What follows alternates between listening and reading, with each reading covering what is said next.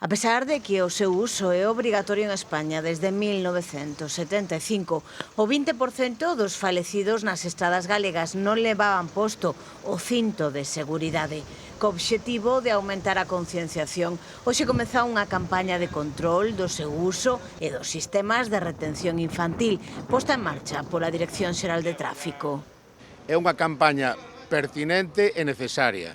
É pertinente porque aínda detectamos o ano pasado, nunha campaña semellante a esta de en torno a unha semana de duración, 1000 casos en Galicia no que se estaba cometendo a infracción de non usar o cinturón de seguridade e, ademais deso, as infraccións polo non uso do cinturón de seguridade está no ranking de infraccións por pérdida de puntos por infraccións entre os 3 primeiros lugares. Polo tanto, sigue sendo pertinente facer estas campañas a pesar de que a norma que obriga a usar o cinto de seguridade ten 50 anos de antigüedade. Entonces, temos que seguir facendo este tipo de campañas para aumentar a concienciación.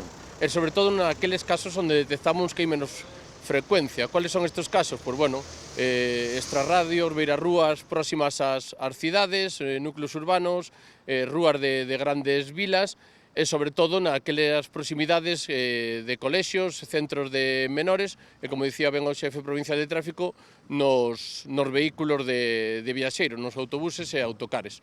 Intentaremos facer esta campaña, que é unha campaña que prácticamente levamos a cabo todo o ano, pero durante esta semana incentivaremos moito máis todos estes lugares. O cinto de seguridade reduce nun 50% o risco de posibilidades de falecemento nun sinistro, unha porcentaxe que aumenta ata o 70% en caso de emborco, e non só se limita aos turismos, o seu uso redúcese moito, por exemplo, no caso dos autobuses.